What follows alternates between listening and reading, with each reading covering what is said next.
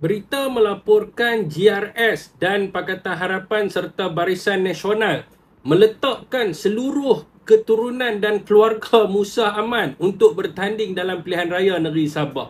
Saudara dan saudari, hampir 7 orang keturunan dan ahli keluarga Musa Aman diletakkan oleh ketiga-tiga parti ini untuk bertanding dalam pilihan raya negeri Sabah.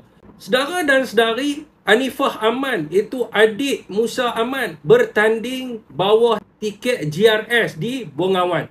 Yamani Hafiz Musa, anak Musa Aman, bertanding atas tiket PKR di Sindumin. Dan lagi seorang anaknya, Hazim Mubarak Musa, bertanding atas tiket GRS di Sungai Manila. Manakala keluarga jauh pula, Arifin Arif, menantu Musa Aman, bertanding atas tiket GRS di Membakut. Anak saudara Musa Aman, Ishak Ayub Aman, bertanding atas tiket Star di Bingkur. Dan seorang lagi anak saudara juga, Anwar Ayub Aman, bertanding atas GRS di Liawan.